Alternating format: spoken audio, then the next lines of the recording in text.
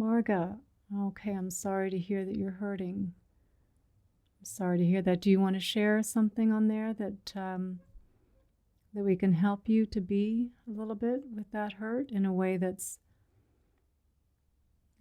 healthy and kind and loving towards yourself? Right? We all hurt from time to time. And it's how we relate to our hurt that matters, right? It's how we relate.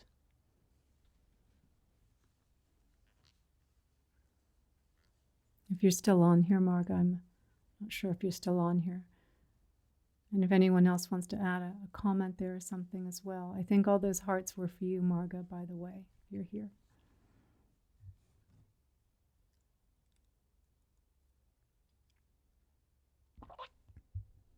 So, and at this stage of our Sangha is, so I'm just cleaning my glasses, is just we open it up to anything that you want to talk about, anything at all.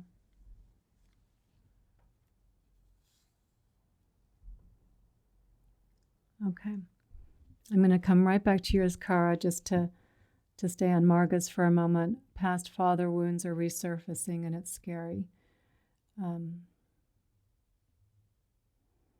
That's a tough one. That's a tough one because I'm not sure how old you were when these father wounds were arising or happening. Sorry. And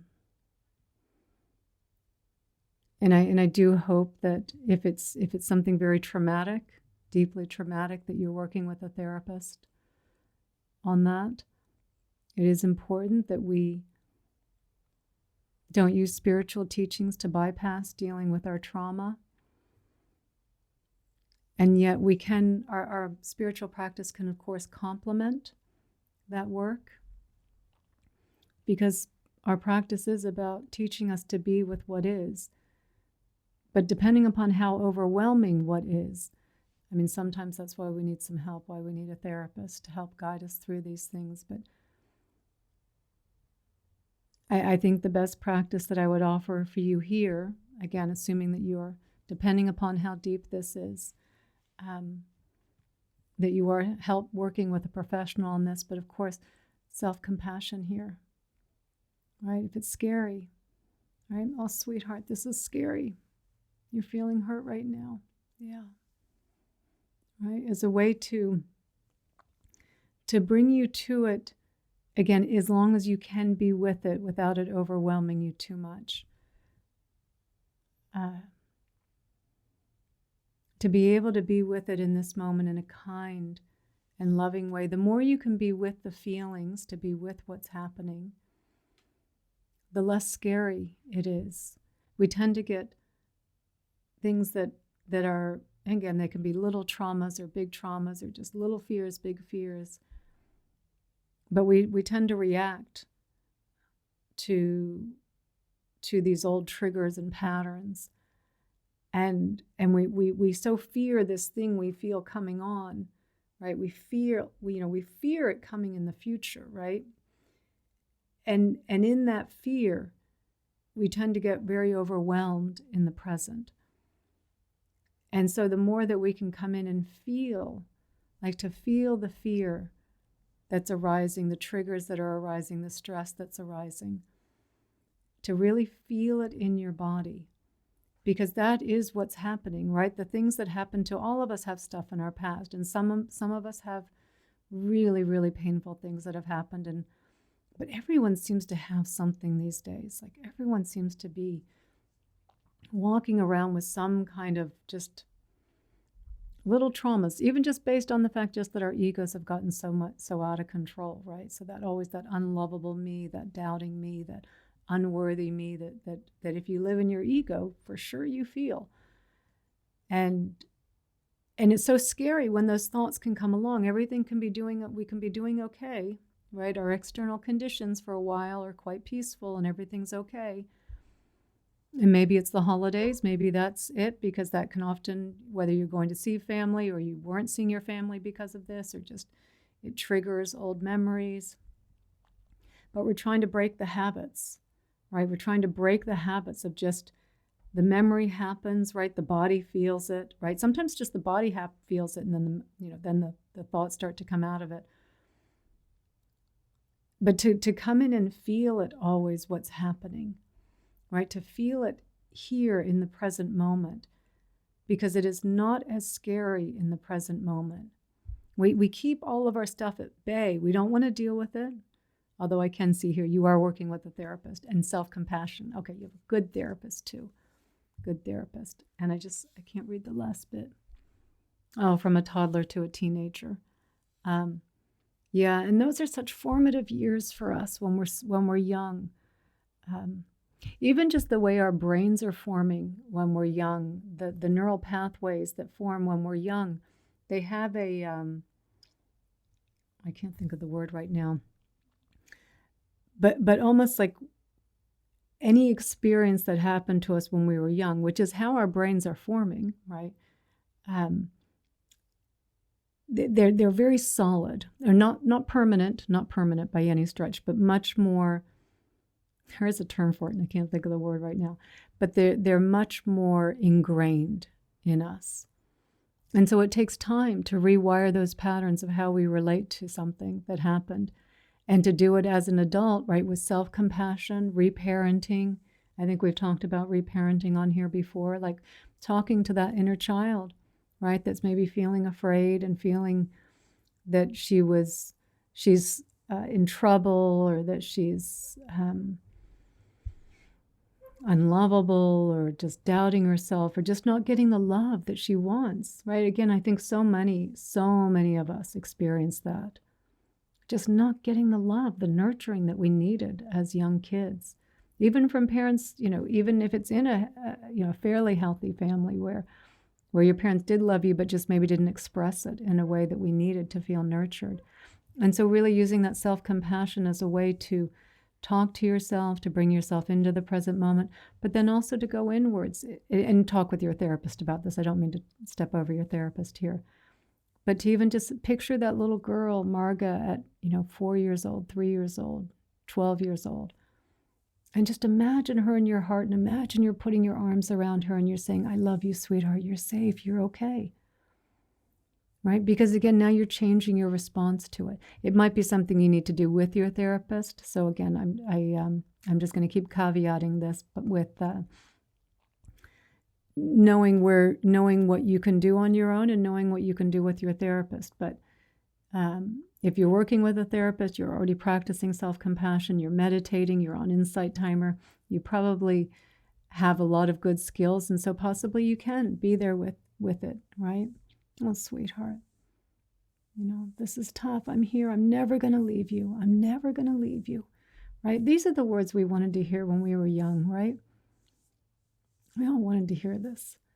And so we can say these things as an adult, picturing that little girl inside, or that little boy inside, and saying all the words that they wanted to hear. And we change it. We change the neural pathways in our brain. We change our relationship to it. And that might be the first step. I'm glad to hear things that I'm not overstepping and that it's helping. But that might be the first step for you, is just to really talk to that little girl in a way that's loving and kind and makes her feel secure, everything she needed to hear, right? And then you might be able to come in more to feel it, right? But healing that little girl first, and that's why therapy is such an important. If we're dealing with traumas, if we have a really, again, like a traumatic type self-image, it's important that we work through that before. I mean, again, we can be doing this alongside spiritual practice, but not as a way to bypass doing the work, because sometimes we come to spirituality and we think, oh, I don't have to do the work now. There's no self to be upset. And it sounds so appealing, just great. I don't have to do the heavy work. I don't have to look at all my pains. I don't have to look at my suffering. I don't have to relive those old traumas. But the problem is they're going to come out. They're going to come out. It's important when we're doing this work on the spiritual path that, again, even if we're working alongside with a therapist, great. If there's something really traumatic there, really good, it's good to be meditating. It's good to be doing these things alongside practicing self-compassion, loving kindness, loving ourselves. But where we're going on this path is about seeing that there is no independent solid self. We all exist, but not the way we think we exist. And if we go there without having dealt with our stuff, right? It's we're just going to have a big setback. Actually, that's all we're doing, is we're just setting ourselves up for a big setback. So it is important to deal with our stuff. It's important. This is part of our work, right? So, and just, the struggle with the black and white thinking, right? Very binary. It's good or bad, right? And really, and this is so hard to hear, because it's so hard to hear, but I'm still going to say it. Beauty comes in the most. Beauty can come out of almost anything. Out of almost anything. And because when we look at situations in a very binary way, when we look with a very fixed view, a very narrow view, we don't see all the possibilities that are there. But, and that may not be where you're at yet to see it. But if you do the work, if you're doing the work, and it sounds like you are doing the work, sorry, now I'm saying no mud, no lotus. I love that saying, from Thich Nhat Hanh. It's true, it's true. I would never have started this path without a lot of suffering. I would have never done it. There was a lot of suffering that got me on this path. And I look back at all of it now and I think, wow, thank you for all that suffering. I really can see the beauty in it, because I wouldn't have gotten to this place now. I wouldn't be here right now without it. Now, at the time, if you'd asked me, I would have said, no, thank you. I don't want this. It was awful. It was miserable. It was awful. For a long time. So it's hard when we're in it to see it. But I even think of Damien Eccles, part of the Memphis Three. Some of you might have heard of that case in the United States where they were all on death row, and or they'd all been arrested for murdering, I think, more than one child. They'd all been arrested. This was maybe back in the 80s, or late 80s, I think, maybe early 90s.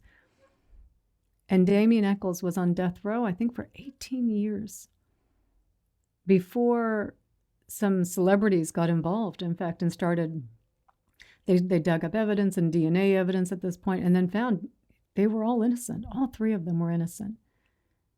And Damien Eccles has an amazing story. And he says, too, I would not go back and change a thing. On death row, I think for 18 years. I might be wrong by a couple of years. And no bitterness. No, I wouldn't change a thing. So I'm sure it took him a long time to get there. But and it's hard for us to see it when we're in there. So we use the skills, we use the practices, we reach out to teachers and therapists in our Sangha to find our way through, right? To find our way through this lesson, okay? I hope that helps, Marge. I'm sending you lots of love, lots of love. You're not alone. You're not alone. I'm just going to go back here to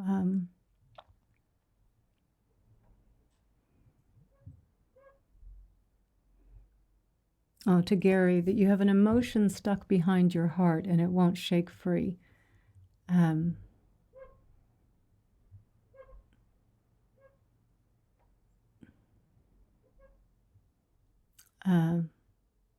Sorry, I was just going to read your message there, Gary. You're second up, but I think that was to Beverly. Oh, okay, I see. If you're, okay, it could be a sadness or a grief. Okay. So there's something you feel, something kind of holding back in your heart. Maybe you feel some tension or some tightness back there. You can just feel, like we can often just feel that like around our heart, right? The emotion, just a stuckness, but we're not even sure what the energy is, or sorry, what the emotion is. And that's okay. That's okay to not have to identify the emotion. I mean, it was beautiful to ask Beverly. But I appreciate your honesty too, Gary, saying like, I don't know what it is, but there's something there and it just gives you that feeling like something's off. I can't be happy. Something's off here, right? And that's where we kind of like, oh no, something's wrong, but I can't quite put my finger on it. And it's probably because I know you've been dealing with some, kind of some negative pull, some negative energy, or, recently, I think it was on the last week's talk or 2 weeks ago where we talked about that. And sometimes just energy gets stuck here, right? It gets stuck in our body when we don't allow it to be. And so similar to what I had said before, it's about feeling what's here, like coming in. And even let's just do this, Gary, and because I think someone else said, and so Marga and anyone else, we'll all do this practice together. Because Noni, you're saying that you're just crawling out of a big mud puddle yourself. James, yes, I agree with you. Without darkness, there can be no light. So, but all of us can do this right now because this is, while I'm always explaining like how to feel inside what's going on, we still struggle. We're so disembodied. We're so disembodied. We so struggle with feeling what's happening here. So, Gary, I'm going to speak specifically to you, but I'm really speaking to everyone to do this practice. So let's close your eyes. And just first take a couple breaths around your heart center. Just feel that gentle expansion and release.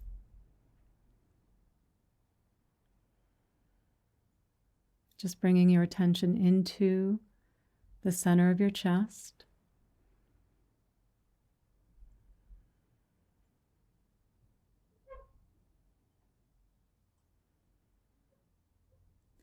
And now taking your attention into the energy that feels unpleasant, the unpleasant feeling.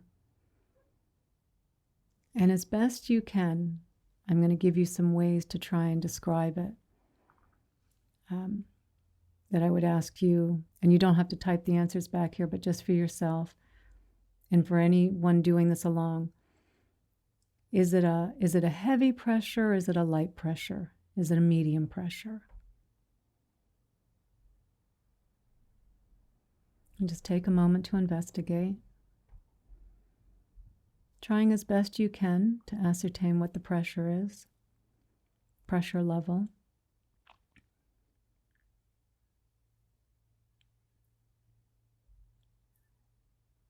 And then having identified that, is it a sharp or a dull sensation? And just really looking into it and seeing if it's sharp, if it's dull. And try just for me, just keep your eyes closed. You can just answer the questions yourself because I want to really just keep your attention going inwards, really feeling what's here, okay? So just keep your eyes closed for me. So is it sharp? Is it dull? Does it feel more solid, or is it throbbing?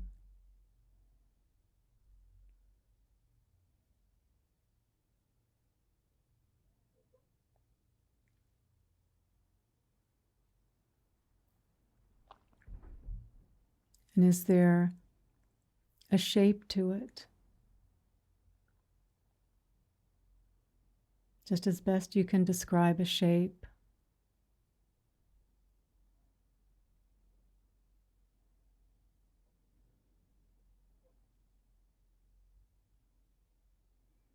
And within that shape, is it thick, is it wide, or is it thin?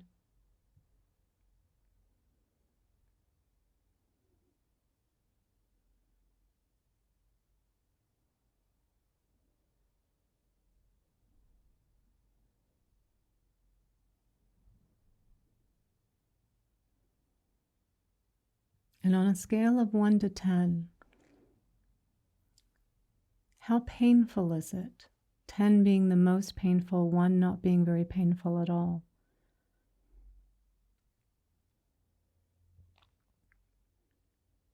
And just answering for yourself.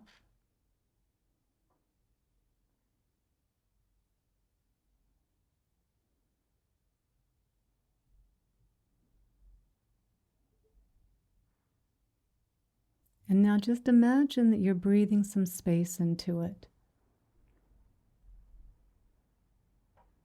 And really welcoming the energy that's here.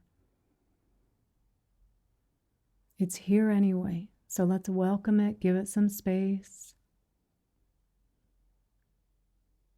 Not trying to push it away, but just giving a little bit of an opening there for it. Really in a loving and kind way. Let me give you some space to be here. It's okay. It's okay that you're here. And it's okay to feel this.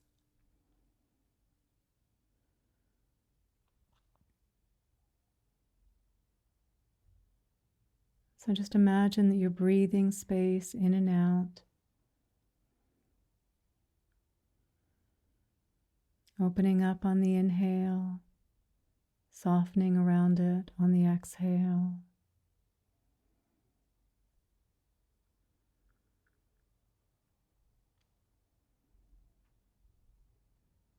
And just expand your attention then to your whole chest. Imagining you're breathing space into your whole chest area.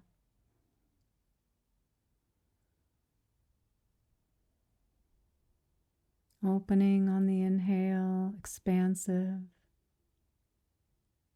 Softening on the exhale.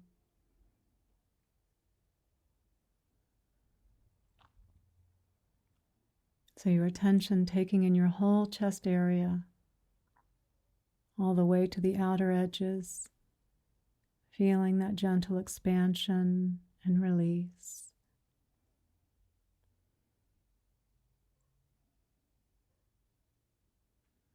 Allowing whatever is here to be here. It's okay.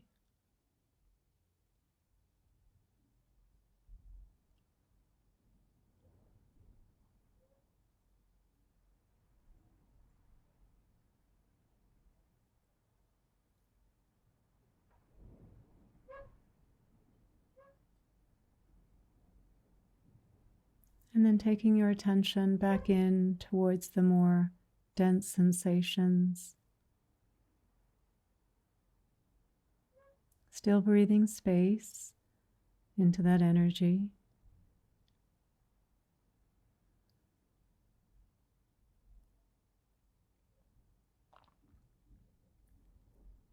And really looking into the shape of it. If there's been any slight change, has the shape gotten bigger? Has it gotten smaller? Has it shifted in any way? Not that we're looking for it to have changed, but just looking at it to see if it has shifted in any way.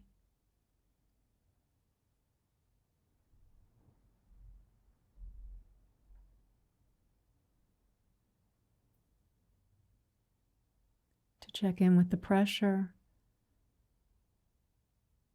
Is the pressure heavy? Is it light? Is it medium?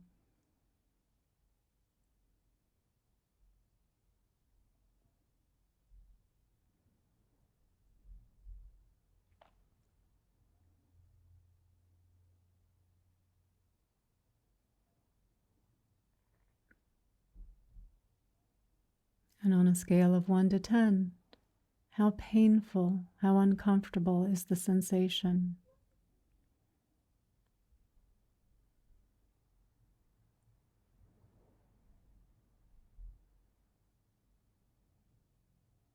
Just noticing again if there's been any change. If there hasn't, no worries. You're here with what you're feeling, giving it your attention, the most loving, kind thing we can do for ourselves when we're feeling something unpleasant, to come in and feel it, to breathe space into it, to let it know it's okay that it's here. It's okay to feel whatever it is that you are feeling.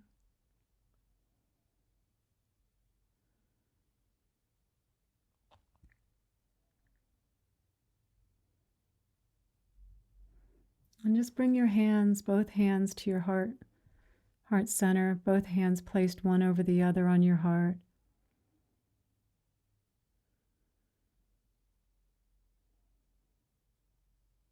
Just imagine that you're sending some loving energy here, holding this part of you that needs to be held, that wants some attention, that wants to be told it's okay that it's here. It's okay.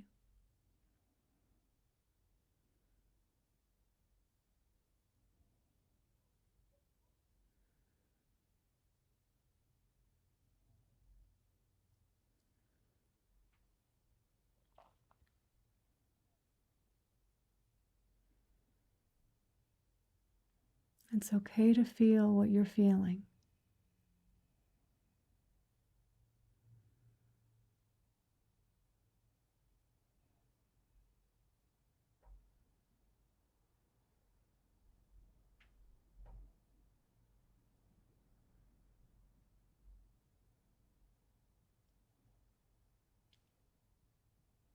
And when you're ready, you can open your eyes.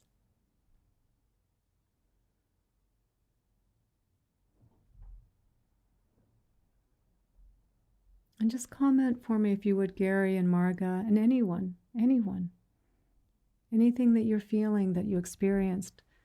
I can see it went from a 7 to a 5. That's pretty good. A 7 to a 5 by bringing your attention to it.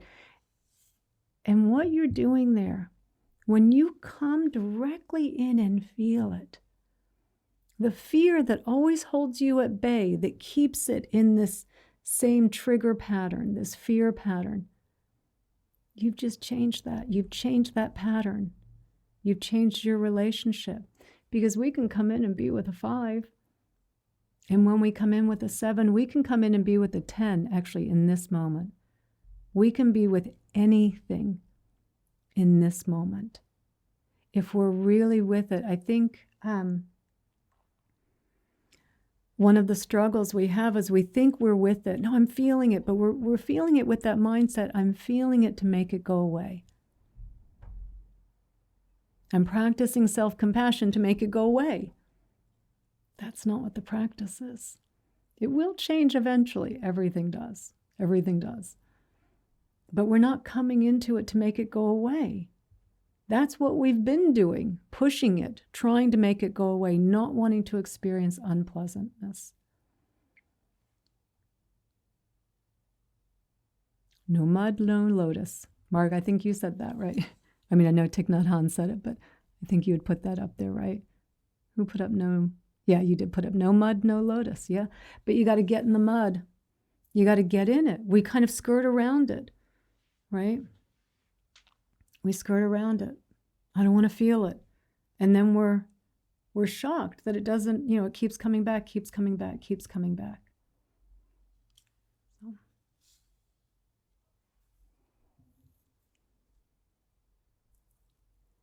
And I'll jump back to some of the other ones here in a moment, but just for Gary, where you said the pain subsided completely, but my mind still knows it's there. So it could be an anxiety that's still there. Yeah, so there's a little anxiety that's still, the mind's still a little bit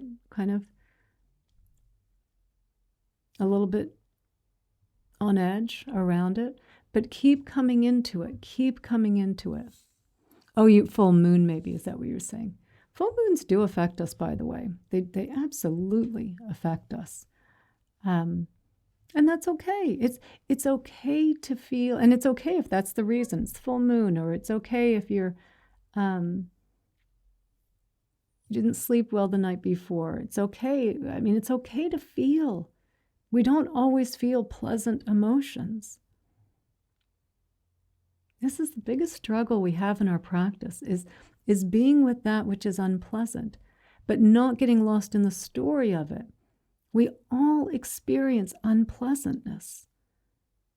Everyone does. I don't care who you are. The Dalai Lama, Thich Nhat, well, bless his heart, Thich Nhat Hanh, but when he was alive, everyone experiences it.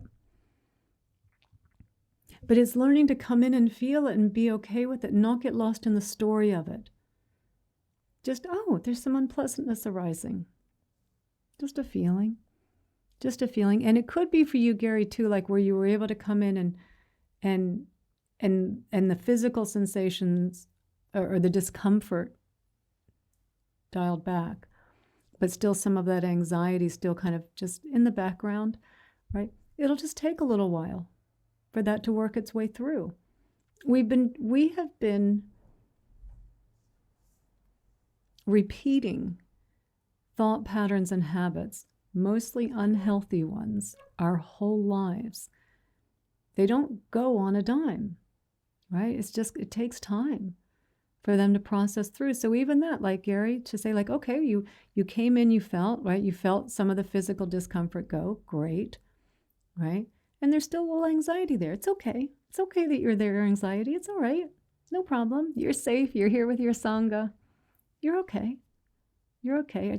It's even that little anxiety, it's not letting it go. It's not letting it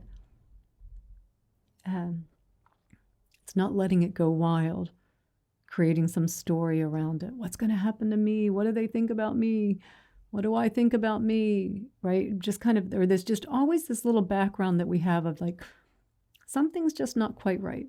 Because we carry this tension around with us. We're kind of always like, what could be the problem? And we send the mind out looking for a problem, and yeah, we'll find it.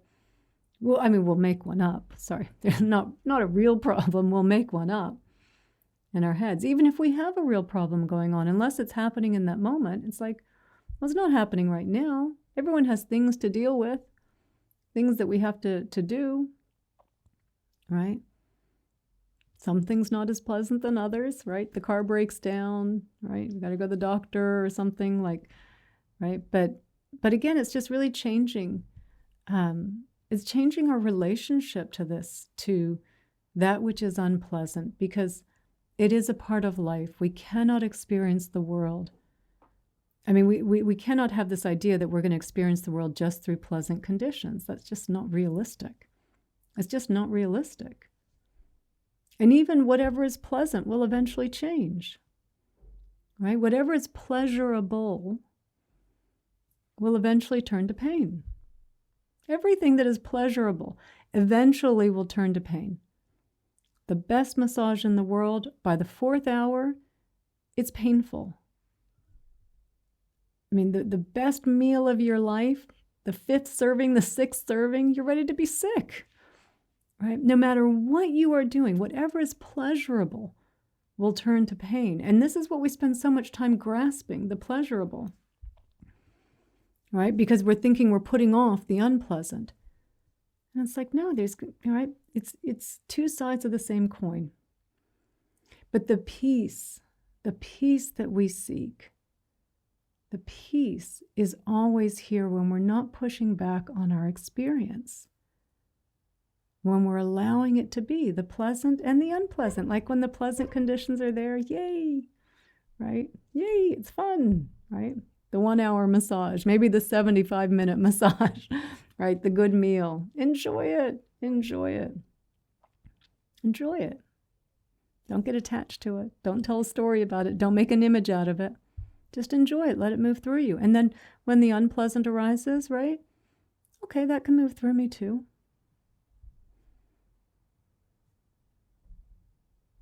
It's not getting attached to any of it. So coming in and feeling it. So I hope the way we did that practice of really coming in and really describing what's going on, I hope that really helps you understand how to come in and feel and be with what is. Okay.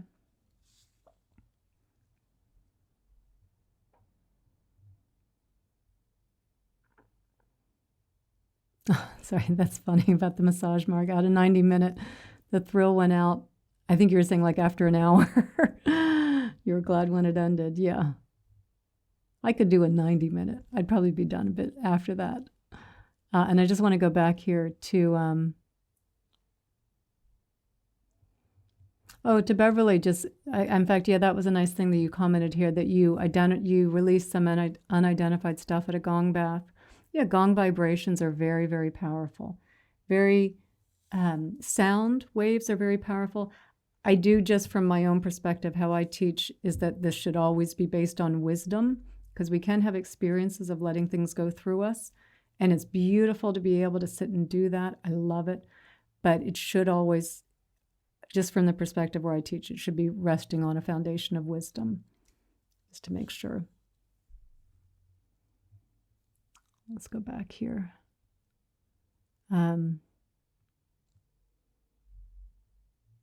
Catherine's recommendation on the book, Man's Search for Meaning, yes, is a very, very powerful one. Someone just told me about another book called The Choice by this woman who was another Holocaust survivor, that I haven't read it yet, but she comes, in fact, she's often on our Sangha here, and had just recommended it to me. Oh, and Marga, just back to you, that your shape went from pool size to a single line. Isn't that amazing when we bring our attention to it?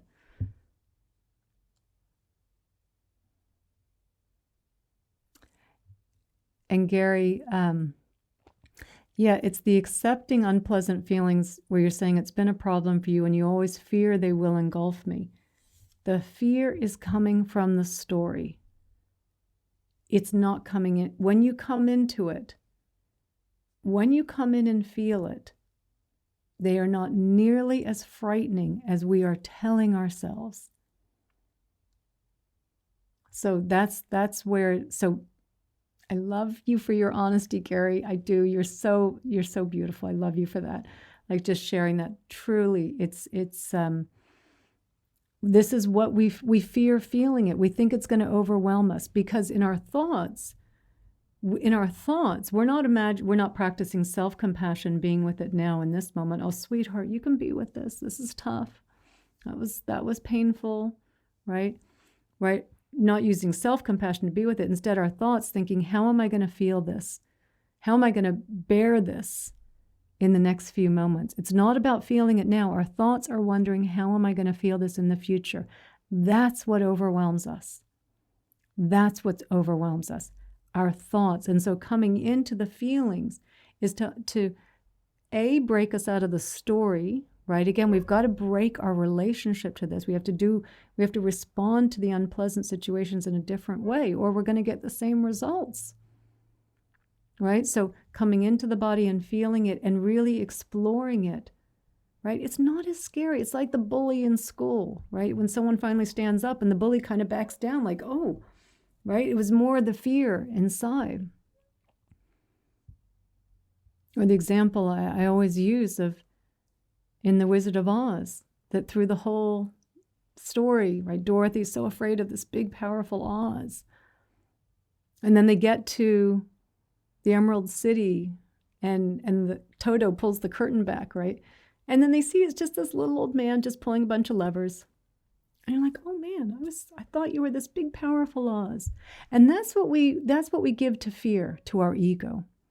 We give it all this power by not coming in and feeling it, by not being with it, by saying it's okay that you're here. It's okay. I can bear you in this moment. And a mantra that I've used, and I've shared the story, I won't share the whole story on this, but asking yourself, is this moment okay? Not, is this moment pleasant? Is this moment okay? And really pausing, and is this moment okay? Looking around, seeing where you are, feeling, hearing. Oh, okay, I'm feeling a little bit unpleasantness, but it's okay. It's okay in this moment. It's okay, right? This is a little, not if you're experiencing, well, actually anything, yeah, is this moment, just to come into this moment, is this moment okay? We fear whatever we hold at bay, whatever we hold at bay.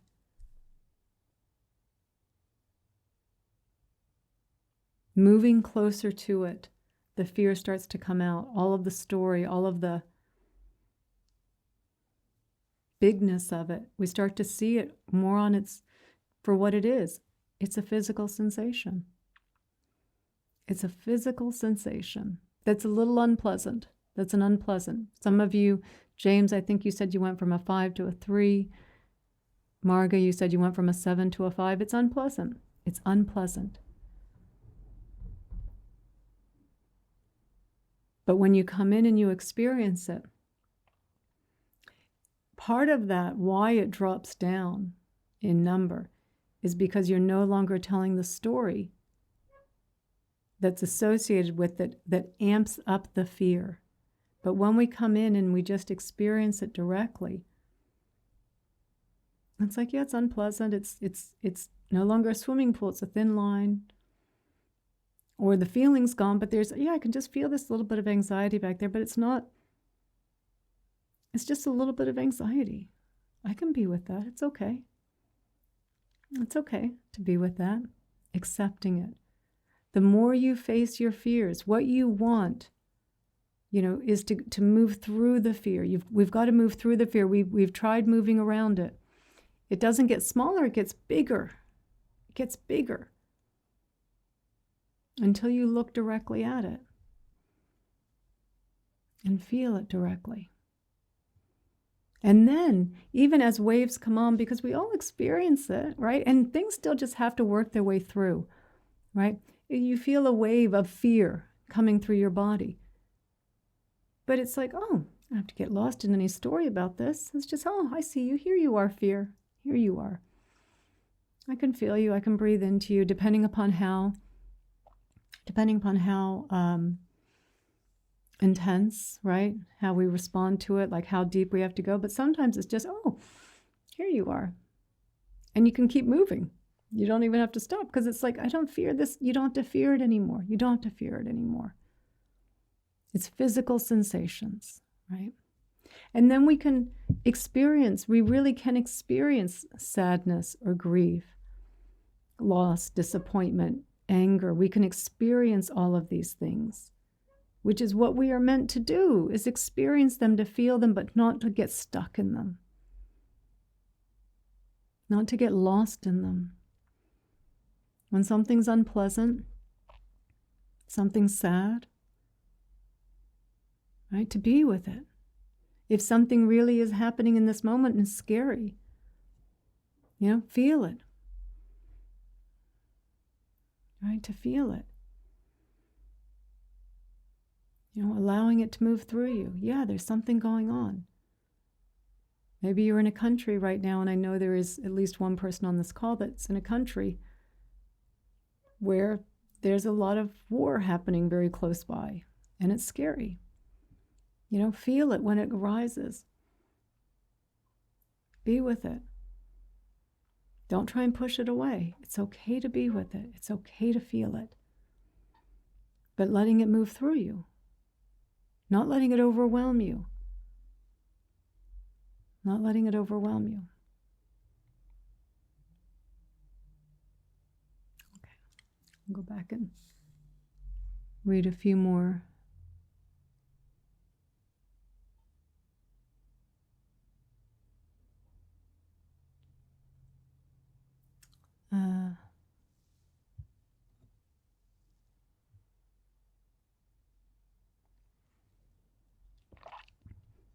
So I see there's some questions about man's meaning for, it's not man's meaning for survival, for meaning, yeah, for meaning.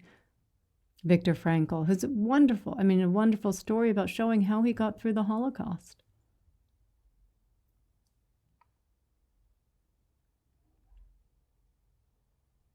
Oh, and some wonderful messages you guys are sending to each other here. Okay, so.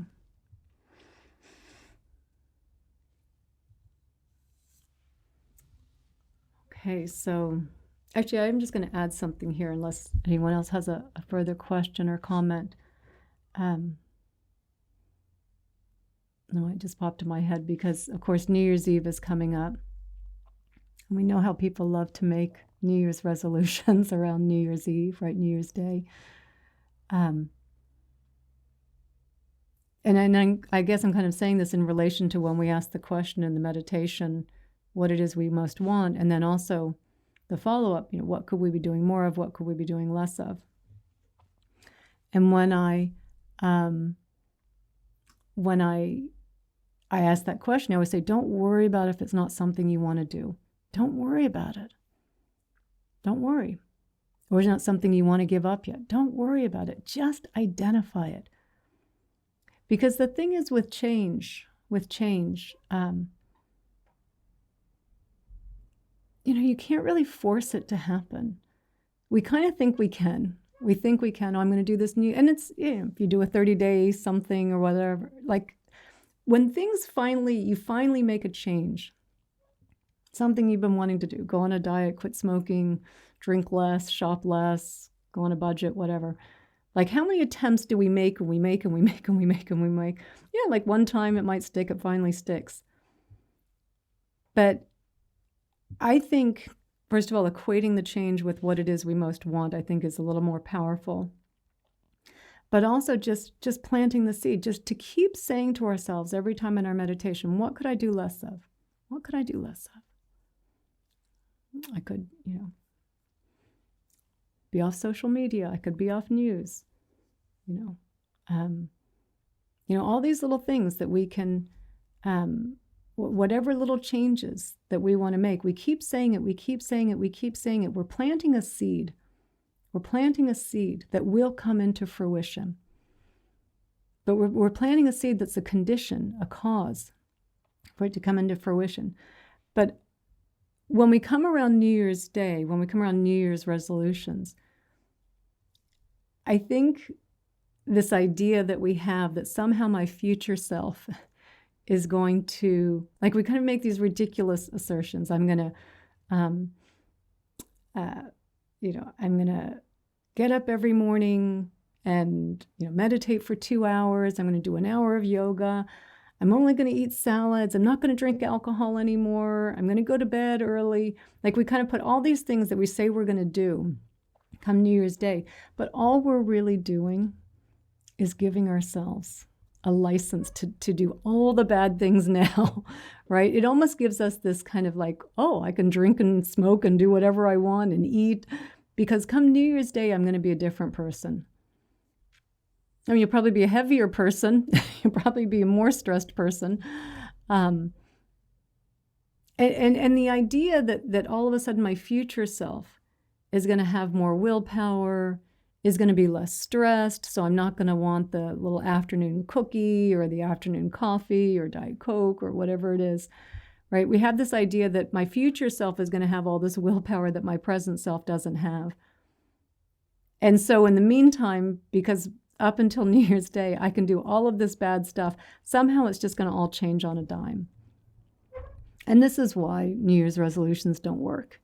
I think it's this fallacy that we tell ourselves to feel good about doing all the bad things now.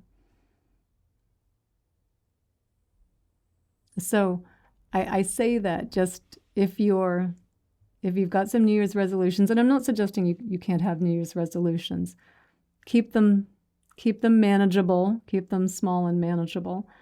But I much prefer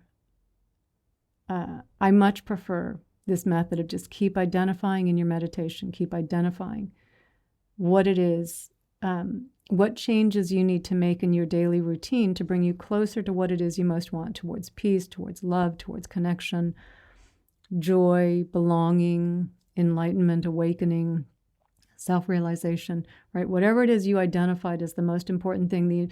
And the most important thing when we ask this question, it's an internal state. It's not based on anything in the external world. And if you keep identifying it and you keep telling yourself this every time you meditate, you answer that question, or most meditations, you keep planting that seed, you keep planting that seed, you keep planting that seed. And then all of a sudden you're reaching for it. And then you don't even know why. You just, I don't think I'm going to today. Because in this moment now I'm making the change. Not me tomorrow. So let me just eat all the chocolate ice cream today. Because tomorrow, no more chocolate ice cream, right? That's just giving me license to eat all the chocolate ice cream right now and not feel guilty about it. That's all it's doing. Instead of in the moment you're reaching for it, and then you go, no, I don't want to do that anymore. And then you're doing it, based on, it's not this willpower, which willpower, part of our prefrontal cortex, doesn't last, right? The moment we get stressed, our willpower goes and we're reaching for the very thing that we were trying to give up. Our future self doesn't have any more willpower than our present self.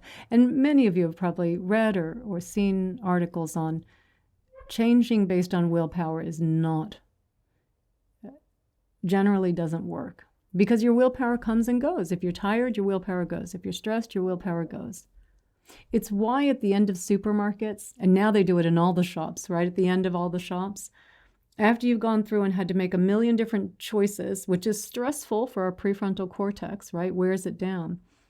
And then you're in line and it's like you reach for the Snickers or the Reese's or the little purchase that you don't need, because all your willpower has been used up. Because if you use up all the decision making, the willpower goes as well.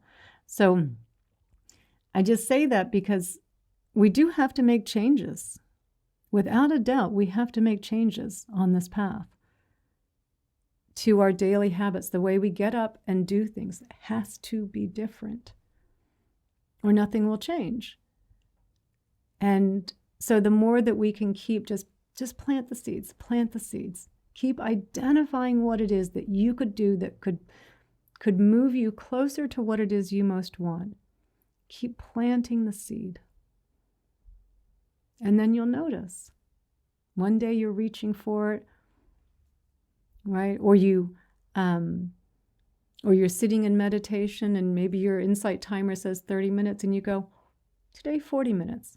You can just bump it up. But you're doing it in this moment, not I'm only going to meditate 10 minutes today, so tomorrow I'm going to want to do it for 40 minutes. No, you're not going to want to do it tomorrow. Don't make yourself feel better now about by convincing yourself tomorrow you're going to feel differently about it.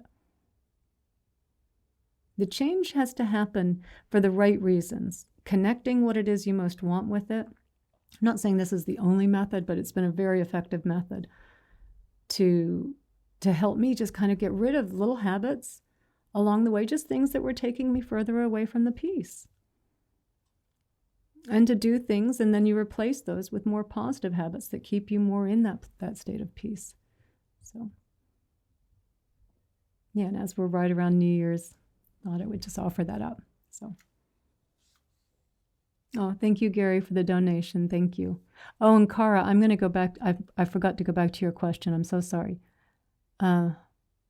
Sorry. Okay. Sorry. Now you're saying it here again. Okay. I want to go back to your original question first, and then, because I do remember it saying something about dreams. Oh, I don't think it's letting me scroll back that far. It's not. Okay, so Cara, I'm so sorry. Let me go back here. So about nightmares and what the teachings mention about them. Am I having a lot of those and feel like I'm fighting them?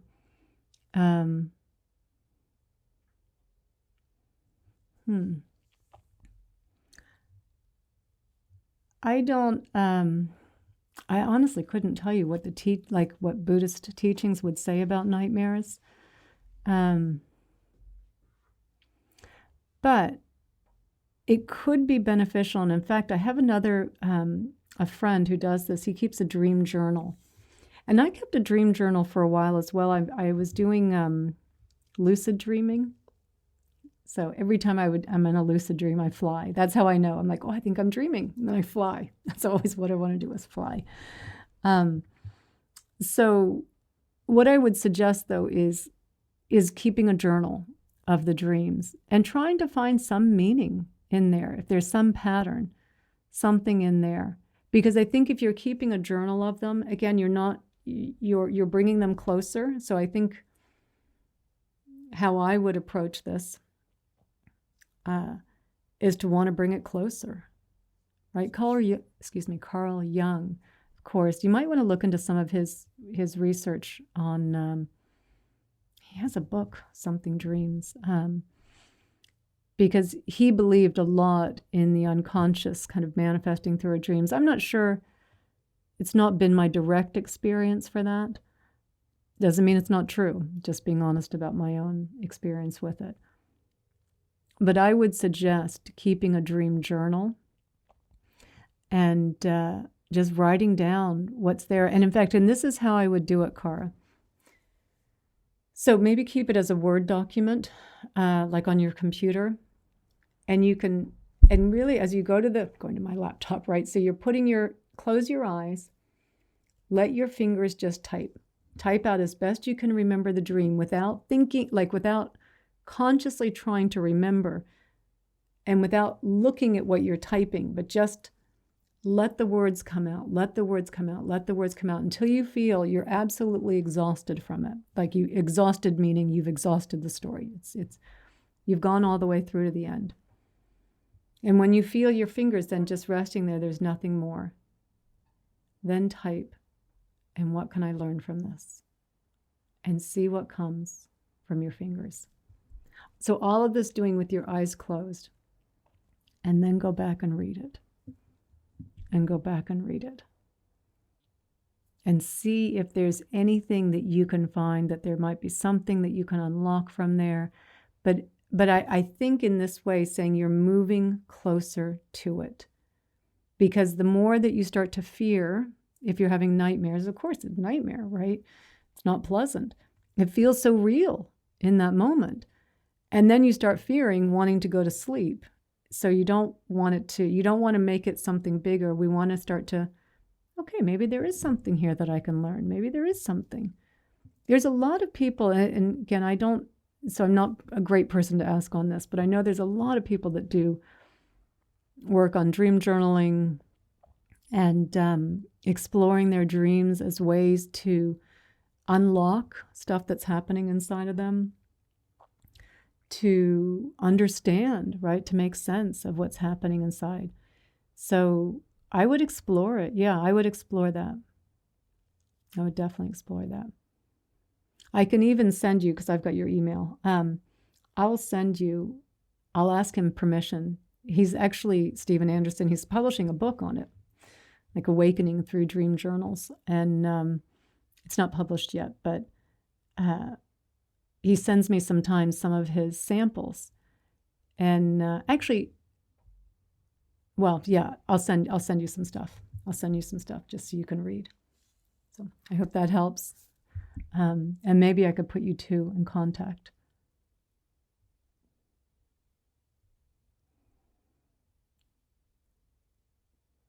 So I hope that was helpful. You'll let me know, Cara. I know we're a little bit in closer contact, so let me know.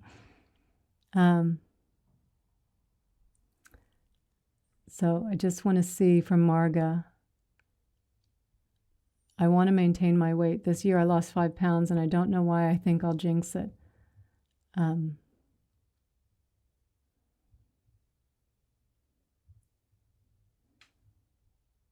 then you wrote right afterwards, teaching us to accept the uncomfortable feelings. Oh, you're definitely not fighting them. Okay, sorry. Sorry, I'm not sure if I'm catching the thread here. So the jinxing it is a thought, Marga. And a stressful thought, I want you to just keep practicing gratitude for having lost the 5 pounds. Really appreciate it. Yay, I lost 5 pounds. I really appreciate it. It feels good. Feel the openness and the spaciousness around that. It's so much better to appreciate what is here. Anything that creates stress, that's where all the bad habits come out of. Anytime you are feeling, they've done studies where they'll have someone sitting in front of like a piece of cake or a glass of wine or something. When they're not stressed, because of course this does have to do with willpower, right? They can overcome reaching for it, but the moment you're stressed, they reach for it. The moment you're stressed, they reach for it. So be mindful. So again, I will just even add, and sorry, we'll come back to that about Christmas. When we're stressed, we often reach for the things that the habits, the bad habits that we're trying to give up. Food, alcohol, drugs, sex, social media, news, all of the things that we binge watching on Netflix or YouTube, when we're stressed, we reach for those things. We don't reach for the salad. We don't want to go to the gym. We don't reach for the going for a walk or for meditation. We generally reach for the things that are not good for us. And that's one of the things, like why, again, our future self, like we always imagine this future self that's going to have more willpower and not have stress anymore. It's like, no, you're still going to have stress in your life. We all have stress in our lives. And when we make something like, oh no, I'm stressed and I ate something I shouldn't have eaten, that it was unhealthy, we kind of make our goal all about, well, the whole thing's shattered now, so now it's a free-for-all, right? Instead of acknowledging, I was stressed. Yeah, I did reach for something, right? And that's okay. That's okay. It's not a linear, or it's not a binary thing. I'm either eating healthy or I'm eating badly. I'm either, binge drinking or I'm not drinking, or I don't drink at all, but or I'm, it's not this binary thing. Like, you're allowed to be human. And I would say, though, be grateful for the 5 pounds you've lost. Appreciate it. The more you can just stay in appreciation and gratitude for that, you're probably going to feel less stress. So, and then, Gary was asking about my Christmas. So we did kind of do a little Christmas celebration here. My mom and her partner, Maria, are here. They're here for 3 months visiting me. And they did allow me to make a vegan Christmas dinner for them, which was very, I was surprised that they let me do it. And so we did make a vegan mashed potatoes, vegan stuffing, vegan gravy, vegan, Libby, you saw a picture of it because Mommy sent a picture out of it. Vegan, well, cranberry sauce is vegan. So we had a Christmas lunch and we went for a drive back in the desert and we took a couple of my dogs for a walk. And that was our Christmas. So we don't really celebrate in a big way, but it was, and if my mom wasn't here, I probably wouldn't have celebrated it at all. Like for Thanksgiving, as an example, even though I'm in Mexico, all the Americans down here, of course, celebrate. I didn't celebrate Thanksgiving. I mean, I have gratitude, but I enjoy it just as a quiet, peaceful day. And so the last few years, my mom has been here. So we have either done a Christmas dinner. Usually we've gone out somewhere. And but it was nice. We just stayed in and just made a nice meal for them. And they even said afterwards, it was so good. They said, maybe when we go back home, we should have a vegan dinner night, have all our friends over. I was shocked because they're not fans of, well, my mom loves, she loves seafood and lamb. So, but it was just very quiet and very nice. Yeah. Sorry, probably not as exciting as you. I don't know what you were expecting I was going to say, but you were saying, Mari, that you don't eat meat and your family ate all the other stuff that didn't need meat. Yeah. So. Okay, so it sounds like we are maybe at a good stopping point here. Sorry, Roz. I'm sorry. I didn't see your question here. How to practice beginner's mind. Because, we talked about that on our last Sangha, last Tuesday on Insight.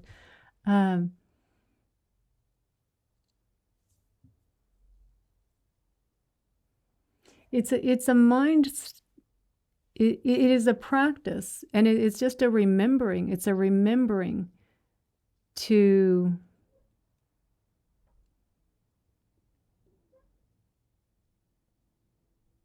actually, I'm going to say that differently. Because I think one of the more profound parts of beginner's mind, we tend to think of beginner's mind as just begin again, begin again, begin again. You lost your mindfulness practice, you came back, you just kind of had a moment, come back, begin again, begin again. So there is that kind of beginning again. And yes, that's absolutely true. Doesn't matter. You lose it for a moment, something happened. If you need to apologize, go apologize. But then we just begin again. Just begin again. No judgment, no beating ourselves up for being human, right? Whatever those causes and conditions were that were arising, they arose. Just begin again. Begin again. With that said, I think there's something even more profound with beginner's mind because there is a lot of the practice where it can become very intellectual, especially in the beginning when we're hearing these teachings, these wisdom teachings, and it is all very intellectual. And we can think, I've got it. I got it now. And we have insights, we have realizations, we all do, right? But there can be a sense of arrogance that can sometimes come up around it. And we want to be really careful of that, because the moment arrogance has come up, you've just, your whatever insight that you thought you had is probably meaningless at this point, because arrogance has now come up and replaced it. So I think beginner's mind is really about having that mindset of like, okay, you're seeing things more clearly, you've got more wisdom, you've got more compassion, you're letting things go. But also not taking any of that for granted. Or not just that appreciation that, yes, I appreciate for the insights and how you're seeing things, but really kind of looking again with that beginner's mind, not believing that you've got this all figured out. Because every time with big insights, when you make big leaps, it's just literally there's more layers to pull back. There's always more layers to pull back. And it doesn't take away the big leap, but it's like, oh, there's not a I've got it all figured out point. It's just like, oh, shoot, there's more. There's more. This is more interesting now. It's getting interesting here. And I think just having that beginner's mind, there's a lot of humility with that, which is absolutely necessary for this practice. Any arrogance that comes into this practice is an impediment to our seeing. And so with beginner's mind, that humility of like, wow, I don't really know. You're having insights and we're seeing things, and great, and you're feeling more spacious and you're not holding on to things and you're flowing more with life, and wonderful. That's amazing, right? Gratitude. Thank you for all the conditions that cause this to arise, because I didn't do any of it. It's all the conditions that were arising. And so you keep looking with those fresh eyes, and you keep looking, because there's always more. There's always more. It just keeps opening up. And so if you get to this point and you think, I know it all, right? I mean, we do know things. So I do want to be clear on that. You do know things, but it literally, you get there and you know it. And then it just, oh man, just opened up again. Like it just, but it's beautiful. It's beautiful in that. And so you keep, wow, it's more interesting. It's more amazing. It's more wonderful. But it's also so humbling, right? And humility, just often underrated. So wonderful to, like with humility, we can be wrong, right? There's no image to make out of it. Versus being arrogant, being the one that thinks you know it all, right? That's the ego again. So beginner's mind is that fresh, is that practice, the practice of just begin again. It's no problem. You lost it a little bit. Just begin again. But I think there's also another layer on that too. And there's probably another layer again and a layer again and a layer again of just like with every insight, some humility with the insight too. Like, we'll see if it sticks. That's really cool. I got to see that. Let's see if it sticks. Okay. Right? And let's just see what else is here. Keep paying attention. Keep paying attention. I think beginner's mind is the way that I would describe it is very much keeping us present and looking. Always looking. Because the moment we think we understand it all of it, we stop looking. That was probably a bit emphatic, that statement, but I think to some degree there's a lot of truth in that. This is far crazier and weirder than our wildest imagination.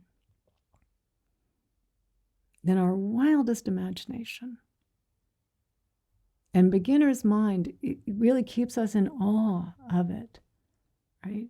Right? That just, wow, this is crazy. And I don't understand all of it.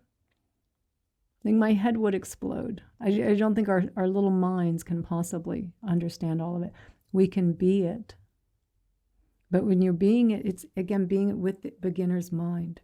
We're still, even there, with that beginner's just awe and wonder, like a child, right? The curiosity and the wonder and the awe.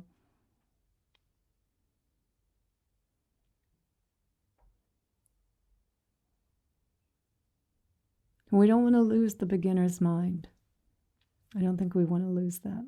And I think we want to stay more in touch with it. Thank you, Roz. Great question. Thank you. Okay, I think we will bring our time here to an end for today. And just thank you all for all the great questions and all the great comments and suggestions. Thank you so much. I mean, it's so beautiful to see. It's so beautiful to see your comments to each other. You know, just the love and support that we have here in Sangha. It's so special. It's so special that we can have these meetings and be here to help walk each other home.